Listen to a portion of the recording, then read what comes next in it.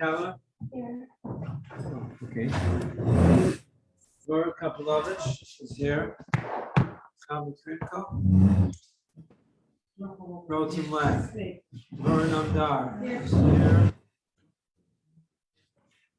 Who's not a Princeton is here. Sharon El Sasson. Let's see. Shana Sokolis. Sophia Yoffe. Here. Iyar Zigerman. So what's your name? Is Rabbi Simcha Ignashkina. Oh, that was before. Okay, she's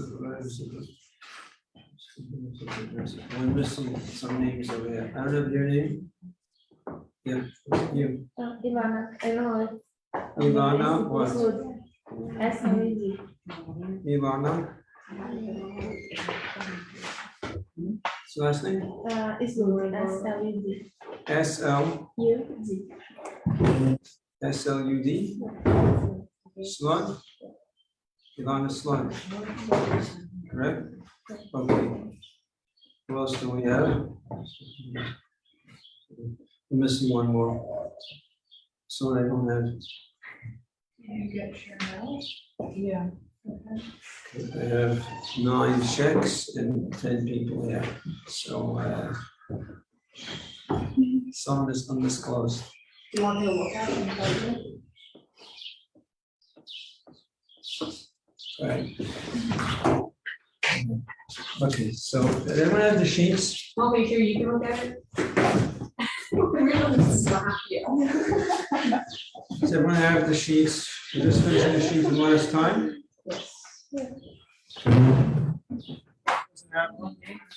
Everyone has the sheets from last time? Yes. Yes? Okay, good. So we're up to now question 27. Open up your sheets. You got your sheets. That's the 3rd page. Question 27. Everybody ready? You didn't need to worry about them. I didn't write it down. Yeah, no. Oh, Thank you. your name? Yeah. Iyar. Yeah. You're not on the list. Thanks, Bill. What's your last name? Zigerman? Yeah. Iyar. Oh yeah, very good. Okay. Then I have your name.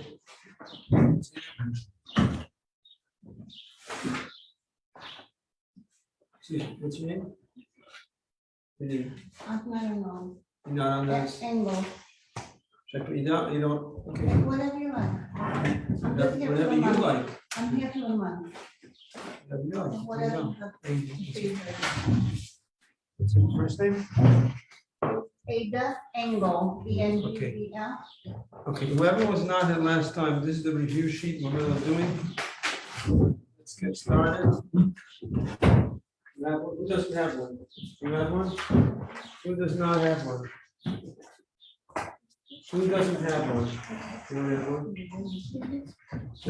one? Anyone else needs to, they have to go downstairs, because, huh? Anyone has? Yeah, okay, so question, 3rd sheet, question 27. Question 27. We're discussing over here Halacha Rabbi grinding. You're not allowed to grind in Shabbos. Grinding means cutting vegetables into very, very thin slices. We said that only applies to foods that grow from the ground. Over there you have the halacha of grinding. They can't cut vegetables very, very thin. It doesn't apply to foods that don't come from the ground.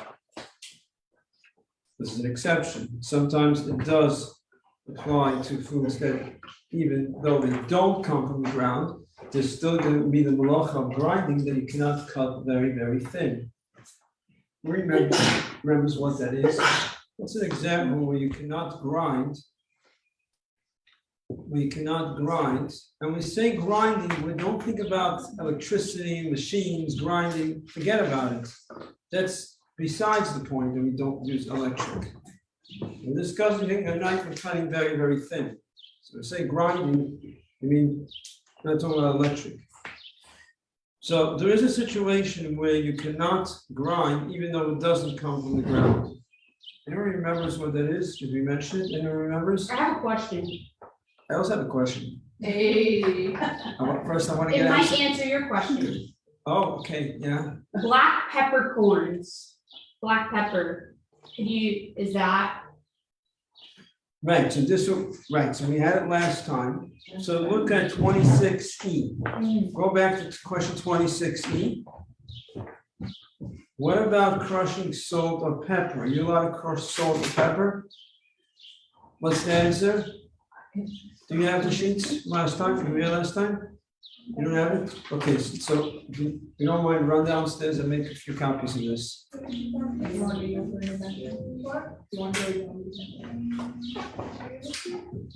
Oh, do you want to go or do you want me to go? Yeah, there you go.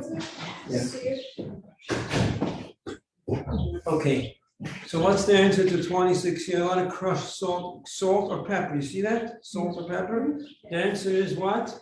What's the answer? No. Pepper, first of all, pepper comes from the ground.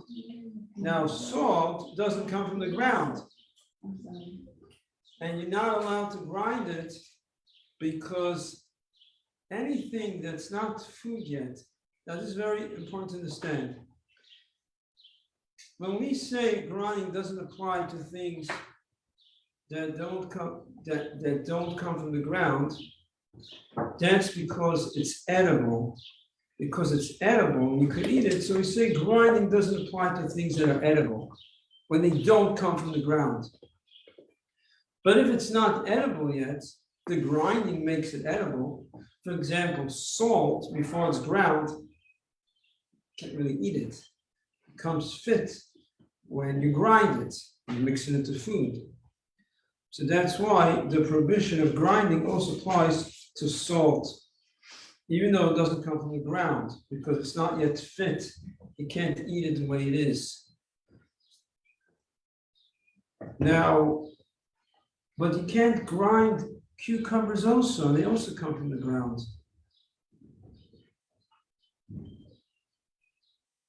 You grind carrots. I meant to say you cannot grind cucumbers and they're edible. That's what I meant to say. They're edible. You could eat cucumbers and you're still not allowed to grind them. So I said before, food that's edible, grinding doesn't apply to, because grinding by definition is when you're grinding it, you're preparing it for something. It's already edible, then we say there's no grinding. Now I'm confusing you a little bit because I wanted to bring out a point. But you're not allowed to grind cucumbers and tomatoes also, and they're edible. Right? So I just confused you. You understand? You have to understand the question. Yeah, you get what I'm asking? Yeah, to be confused. Who remember? You have to be confused, right? So what? Anyone remembers? I think I explained something. Anyone remembers that? What I explained? Maybe I didn't. The malachas come from the Mishkan. In the Mishkan, they had grinding by what? By things that come from the ground. So anything that comes from the ground, even though it's edible, but that's the malach of grinding. Grinding applies to anything that comes from the ground, even though it's edible. Because in the Mishkan, they would grind the herbs that come from the ground. But when you talk about grinding foods that don't come from the ground, then we say the prohibition only applies if it's not edible. So the grinding is accomplishing something. The grinding is making it fit. Like, for example, there's no grinding when it comes to meat. You can grind meat on Shabbos. But if you're grinding the meat for animals, because you want to feed them and the animals won't chew this heavy meat, they need it cut up for them, otherwise they can't eat it, then you're not allowed to grind it. Because the grinding is making it edible for the animals to eat. Get it? So when the grinding is either grinding applies either when it comes to the ground, or the grinding is accomplishing something, making it fit to be eaten. Yes. If you already ground, let's say the meat, right, for yourself, and there was some left over, would you be able to then use that ground meat to also feed the animal? Why not? Because No, because you're not allowed to feed the animal. Oh, so actually, when I said that, I was thinking, do I have to clarify by feeding animals? And you actually brought up, are you allowed to feed animals in Shabbos and Yom Tov? You have to, they have to be before you feed yourself. Right. Yeah, according to the Torah, it says you should first feed the animals and then eat yourself. But is there a prohibition about feeding animals in Shabbos and Yom Tov? Anyone ever heard such a thing? It depends like Do what you know kind of this? animal it is. If it's a bird that's not your animal, then you can't throw breadcrumbs onto the ground to Okay. feed the animal. So you're not allowed to feed animals that don't belong to you. See, I know a thing or two. Exactly. So yes, the Torah says you feed animals first before you eat yourself. Your animals, you have an obligation to feed before you eat yourself. Animals that don't belong to you, or during the week, sure, it's nice to feed animals, but on Shabbos and Yom Tov, you're not allowed to feed animals that don't belong to you because they're not dependent on you. So you're not allowed to feed them. Why not? Because it's tircha. Tircha means bother. There's certain things that are classified as a tircha, as a bother, not from the 39 malachas, because it's a bother on Shabbos, a day of rest. Chacham said, we don't want you to do certain things because it's a bother, and Shabbos want you to rest. You're feeding animals that don't belong to you. What would they do if you weren't around? They're not dependent on you, and you're not allowed to feed them. So when we talk about feeding, cutting meat for animals, I'm talking about your own animals. Yeah. Does that mean you're not allowed to feed other children? Hello. Because like, they're not yours, they're not dependent on you. They're not animals. Some They animals are, have a human better. species is a Homo sapien, which is a type of mammal. And I've seen some animals act better than kids. Come on, that was a good question. Like your neighbor's kids come knock you on your feet, that's a bother for you to feed them. It's a good You're question. If the resting. mentality is that an animal, it's a bother, then it's an animal. I'm not sure if you're joking, half serious, 3/4 serious, 3/4 joking. I'm not sure. Rabbi, I'm not sure either. Are animals and people on the same level? Depends who you talk to. I know, you talk to a normal person or. If you talk to people in the secular world, they think dogs are like the top now, so Exactly. dogs are now humans. Sea turtles. Okay. Hashtag save the girls. Okay, we're gonna continue. And if you start a question about that, you can talk to me later. Okay. Question 27. In what way, you guys ready for 27? Ready. No, but what about the cucumber? What about the cucumber? Well, so why can't you grind cucumbers? And again, when I say grind, I mean cutting very thin or Right. thin Comes or from the small ground. pieces. Because anything that comes from the ground, that's where you apply the prohibition of grinding, because that's how it was in the Mishkan. When all the malachas, the work, types of work, is prohibited on Shabbos, comes from the building of the Mishkan.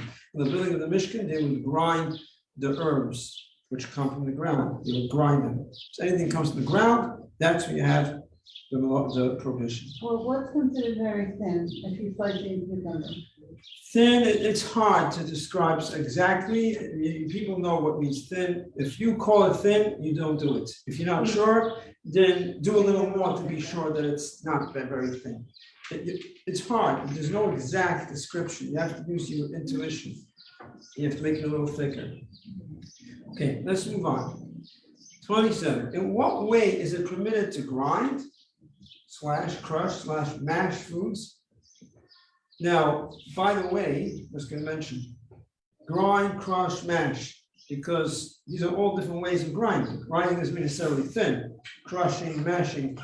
However, I just want to point out, when it comes to mashing, there are opinions that are lenient when it comes to mashing. What I mean, for example, if you make mashed potatoes or mashed avocado, when you're mashing an avocado, it's not becoming particles, it's one mush. So there are opinions who say that the prohibition of grinding doesn't apply to mashing, because grinding by definition is you take one item and you grind it into many tiny little pieces.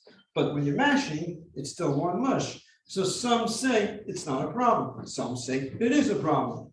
Where's So Chabad say? we try to be strict, Chabad says that we try to be strict. Not specifically Chabad as opposed to non-Chabad, but there are different opinions not specifically Chabad, but we try to be strict. We try to avoid it. Now, I'm just gonna say, there is a lenient, within that machlekes, there is a situation where it becomes more lenient within that leniency. And that is that if the food is cooked very well, let's say have a potato, something that's cooked very well, very soft, and it's very easy to just mush it. Maybe like, let's say, a sweet potato. There's some foods where they're cooked very well. You just give it one little press and mash. Some hold that it's not a problem. Combination of the fact that it's not becoming particles and it's already cooked. It's like very soft. It doesn't take much to mash it. It's not like a potato, you have to like press harder, avocado, but there's some foods, I think like a sweet potato, very, very soft. So some are lenient. Again, you'll still have some that will be strict. But let's go on and we'll clarify more. Let's hold the question. I think it's good. The question will be answered. In what way is it permitted to grind, crush, mash foods that are usher to be ground on Shabbos? Do you understand the question? I'm asking you, all those foods that you're not allowed to grind, in what way is it permitted? Sounds like a question. Whatever you're not allowed, but how is it permitted? In other words, there is a way how it's permitted. It's prohibited, but there's a way how it's permitted. You get what I'm saying? What is that? You remember? Who remembers? About like crushing a cookie? Is that what No, that comes later. Okay, I'm jumping ahead. You could look ahead to help you understand it before, but we're going to get to that. What is that situation? Anyone remembers? Who remembers using the back of the handle of the knife, the handle of the back of the fork? Remember we spoke about crushing with the back of the knife, the back of the spoon, the handle of the knife, yeah? So you're allowed to grind with the handle of the knife. The handle of That the seems a little spoon, whatever. dangerous. Like, what are you gonna do? We're grab the discussing the knife halacha part. We're not discussing to allowing 3-year-olds to do things that are dangerous. They do it anyways. They don't ask you. But if you take the handle of the knife or the handle of the spoon and you crush, you knock it into pieces, you do it in a highly unusual way, that will be permitted. This is an exception to the rule where usually we say we don't allow to do things in an unusual way. Are you allowed to put on the light with your elbow because you're not doing it in a regular way? Generally speaking, you can't do things in an unusual way. This is an exception to the rule. Over here, we're saying that you're allowed.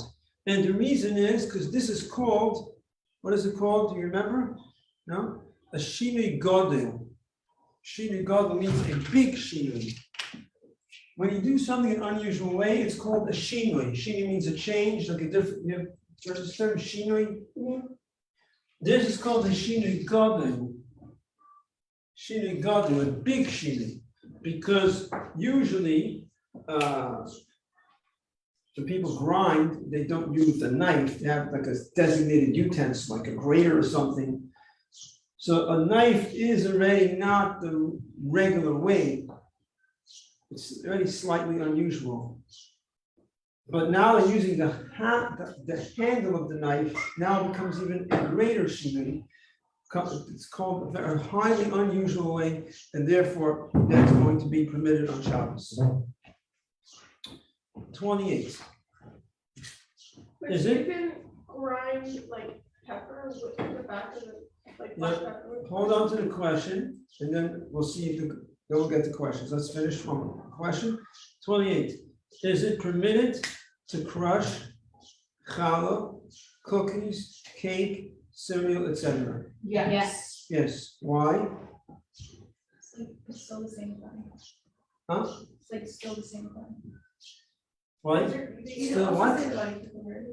What? Okay, I don't remember why, so you can do it. Why are you allowed to crush the challah? You're not take cookie and crush it to pieces. Why? What's the reason? Because you don't have a hollow tree in the ground. Oh, it doesn't come from the ground. It doesn't come from the ground. Flour comes from the ground. Well, That's why- flour does, but the hollow itself is already been cooked into a different thing, so it's already a different. Yeah. But it has ingredients. The primary ingredient is flour. And it comes from, huh? Already crushed. It's already crushed. It's already ground. Yeah. What is a cookie? It's made out of flour. Sorry. What is flour? Ground ingredients. Ground wheat. The wheat is already ground. It's already ground.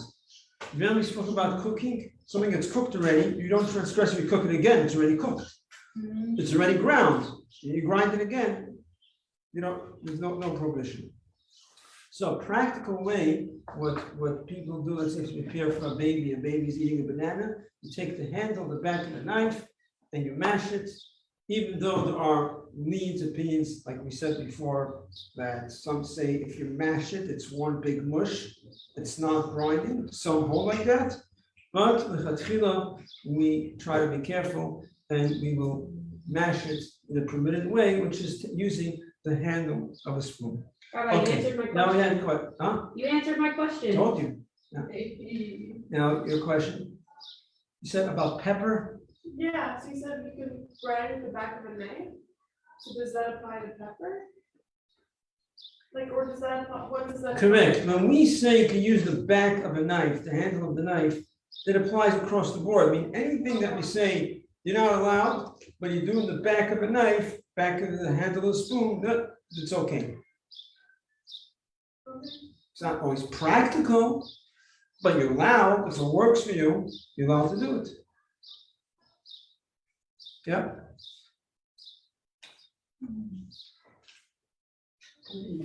So on a very practical level, when people prepare a vegetable salad on Shabbos morning, they will do it when they come back from shul, not before they go to shul.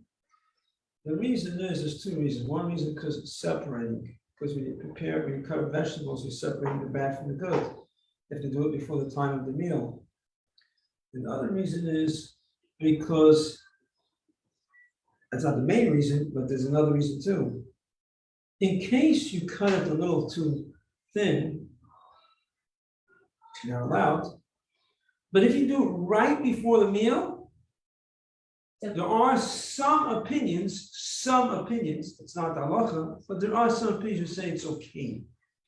So we don't rely on those opinions, the chatchila, to go ahead and cut very thin right before the meal. But there is an opinion that says, just like I could separate good from bad, when I do it before I eat, close to the time of eating, that's when you're allowed to take good from bad. There are opinions that say, I can grind very, very thin if I do it right before I eat. We don't go by that. That opinion doesn't count for us. It's not an opinion that we hold according to. We don't cut very thin, even though it's before the meal. But that opinion is still an opinion that's brought in Shulchan Aruch. It's not an opinion totally from left field. You have sometimes opinions in contemporary halacha that are discounted at all because it's from the Achrein, from the later generation, which with a certain rav, a certain opinion which is not accepted at all. This is an opinion that's brought in halacha, but the halacha doesn't follow it. But it's something that we want to use as a precaution, just in case you cut it too thin. So now, because you're cutting the vegetable salad right before the meal, so in case you cut it too thin, this opinion says it's okay. Again, that's not the main reason why we do it right before the meal. The main reason why before the meal and not before we go to shul, because when you cut a vegetable salad, you are separating the good from the bad. Also, vegetables are One second. You're separating good from the bad. And even though it's good from bad, you only do it before the time of the meal. So if you're going to cut up a tomato before you go to shul, there's bad in it. There's parts you cut out, unless you just, like in some places, they don't bother, you find the pieces inside. But usually you cut a tomato or pepper, there's parts you take out. So you're separating. You can't do that before you go to shul. You have to do it when you come back from shul. Okay, now you're waiting to ask the question. No, why is it okay to separate at all? Why is it okay to separate? Yeah. In other Why words, is it okay to in separate? other words, you're separating the bad from the good. Why is that okay even right before the meal? You take the good from the bad. I mean, yeah, Are you allowed to separate good from bad? yeah. Before the meal. But why is it different earlier? Why What earlier you does the can't? timing have to do with it? Why Yeah. right before the meal versus before Okay, so shul? we discussed it in previous classes. Brief, we allow you to take the good from the bad if it's close to the time of the meal. Because that, There's a halacha like that? what's the logic? Yeah, The logic is when you do it right before the meal, it's considered like part of the process of eating. It's not called work, it's called eating. oh, thank you. It's called derech achila. Okay. It's 1 to 9. Now we come to the halacha of losh. Losh is kneading. You can't make like a dough on Shabbos. Besides that, the flour is muktzah. It's not a good example. But Play-Doh. anytime you take flour, you take powder and water, and you mix it together and you blend it and it becomes one, that's the definition of losh. It's actually the opposite of grinding. Grinding is when you break it apart. Losh is when you bring it together. You bring it together, like let's say you're making baby cereal for children, for infants, baby cereal. So you're mixing the powder and the liquid together. It's bonding, it's becoming one. Unity. It's a great thing, unity, but this type of unity you can't do on Shabbos. So how is it, question 29. Want to ask question 29? How is it permitted to mix baby cereal with liquid? Anyone remembers, there's a way how you're allowed to do it. What is that way that you're allowed to do it? If you make it really liquidy, like coffee, like Horrible. right, it's be liquidy enough that you could pour it. It's viscous, it's not thick, that you could pour. It doesn't have to be like cocoa, when you're just putting powder and it becomes watery. It doesn't have to be so liquidy. It can have some texture to it, but it has to be in a way where if you pour it, it's gonna pour right out, it pours. If you have to go like this and it's like waiting for it to come out, it means it's a little too thick. It has to be loose enough where it could easily pour out. That's one condition. The other condition is, what's the other condition, who remembers?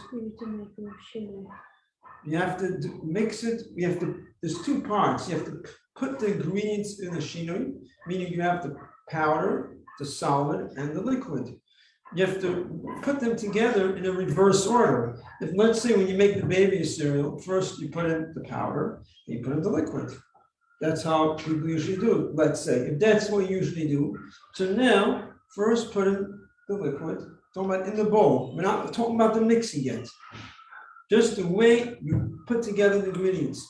First put in the liquid and then put in the powder. Do the opposite of what you usually do. And then, now you have to mix it. Now you have to mix it also with a shinui. What shinui? What's an idea of a shinui? Anyone?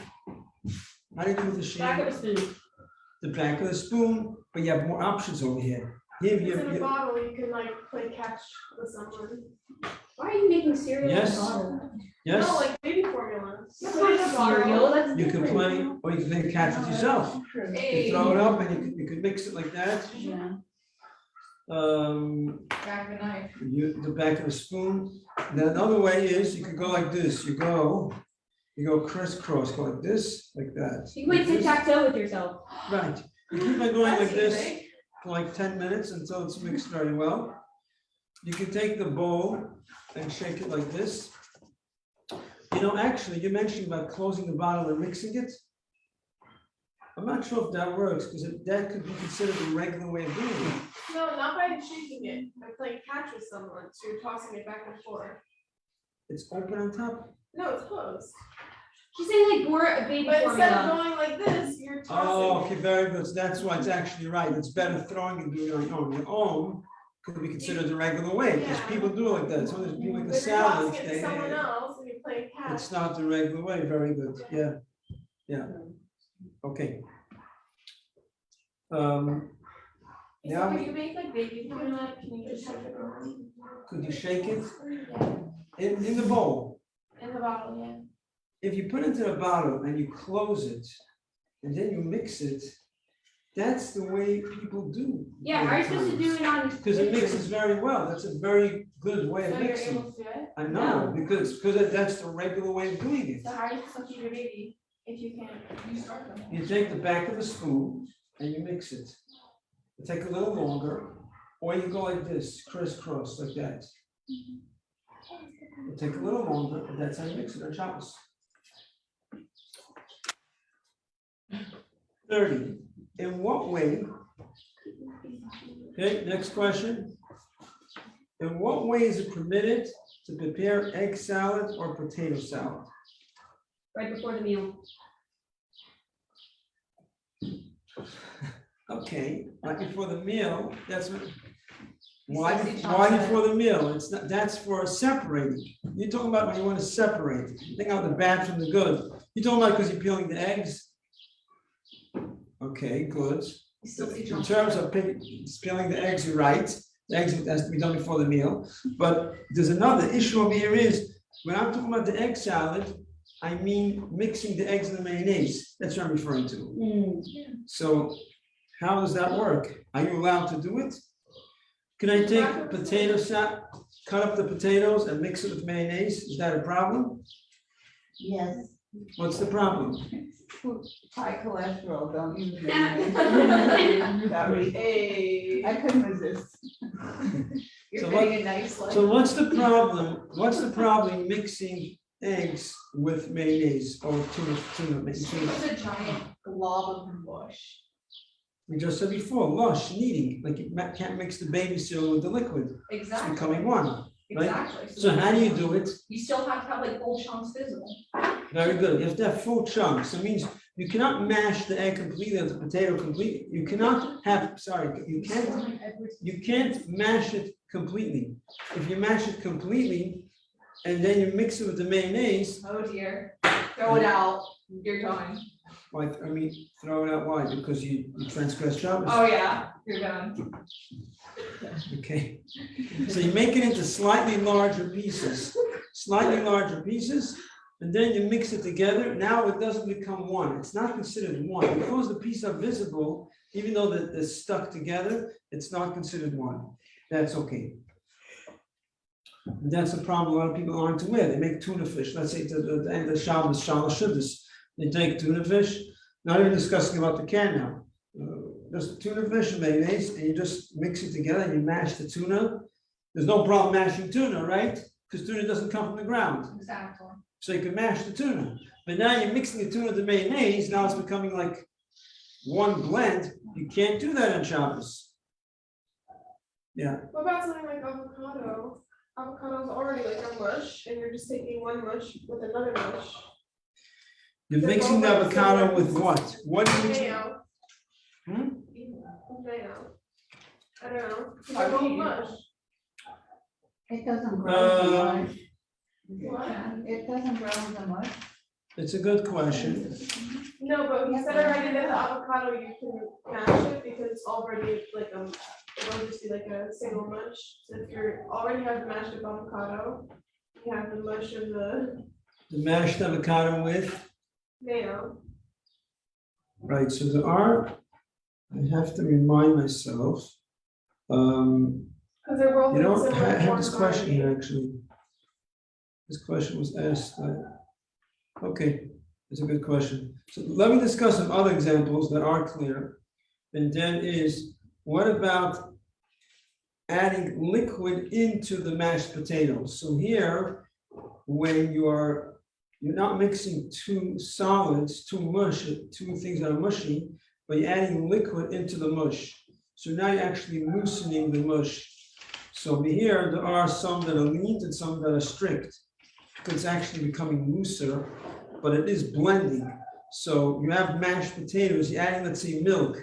The milk now blends into the potatoes. Some say it's a problem, some are lenient. What about adding oil?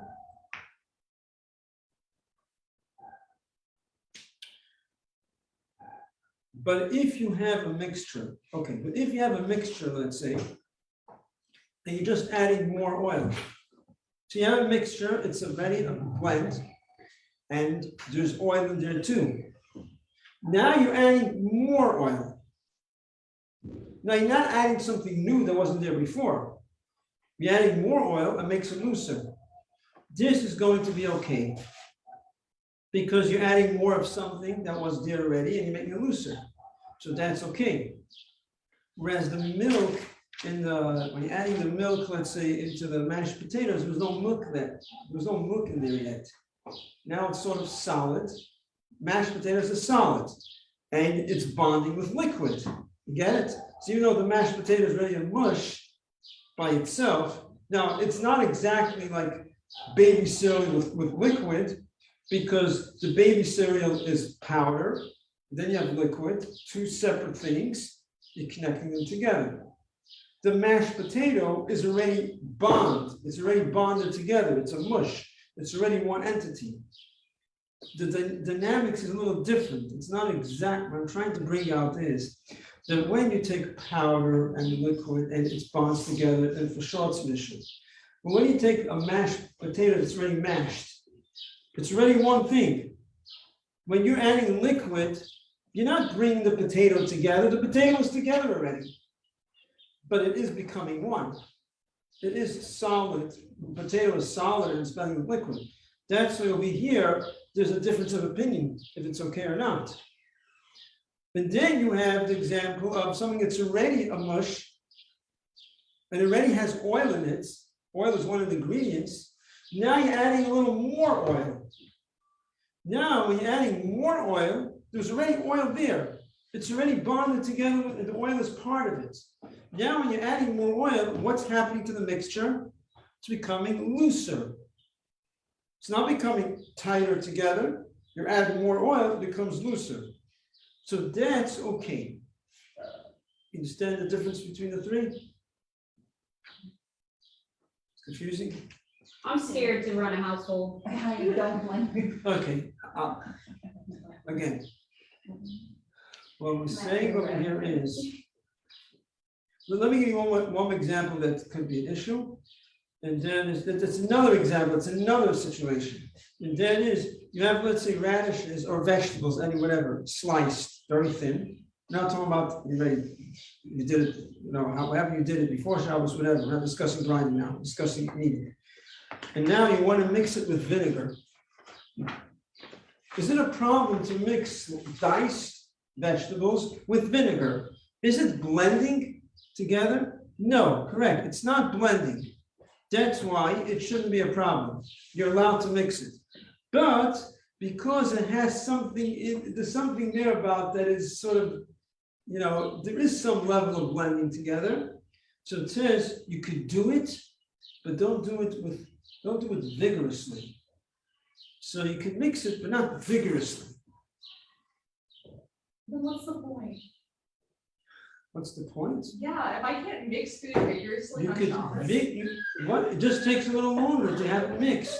You're still accomplishing what you need to accomplish. So if I make salad dressing, I can't just like shake it.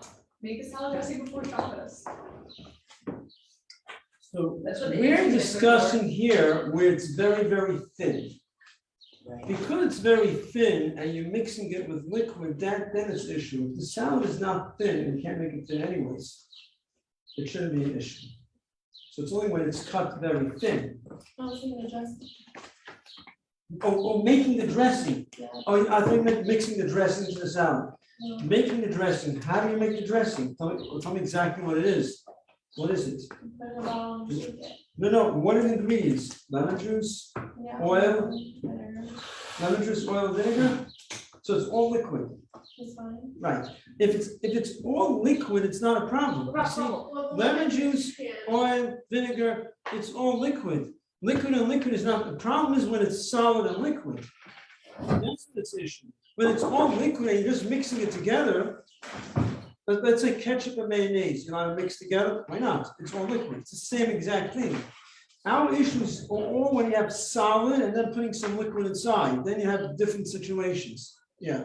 Can't you only squeeze the lemon directly onto the salad? But Yes. not make a separate Yeah, dressing. yeah, you don't, that's a different issue, that's correct, when you're squeezing lemon, it's to be directly onto the Just salad. wanna make sure I know. That's because of a different malach of But extraction. you can't make a separate dressing, right? With lemon. Right, so you mentioned lemon, so she's bringing out, when you're mixing lemon with vinegar, you can't squeeze the lemon. So you use the lemon juice, right, fine. Right, everything has another string attached to it, exactly. We're discussing that issue. And a very good point. You cannot squeeze fresh lemon into the vinegar. So I'm saying you can mix lemon with vinegar and oil, there's no problem in terms of mixing, but you can't squeeze fresh lemon into the vinegar because of a different malacha of squeezing. Right. Now, one more thing. And then sometimes you open up a bottle of tahina or of butter or whatever, and you have it floats to the top, the oil. Are you allowed to mix it together on Shabbos? No. So that, okay, you're brave, you're not afraid to try. So. But the answer is actually you're allowed. Why? Because It was already needed. It was needed already. It's separated by itself. It's not you did it. It happened by itself. It was already needed, so you could mix it back. You know? It is nice to be needed. Yeah. Yeah. That was good, Malka, that was good. Malka. Oh. Very good. Okay, Shabbos, everyone. Anyone has questions? You can ask me now. Okay. Thank you.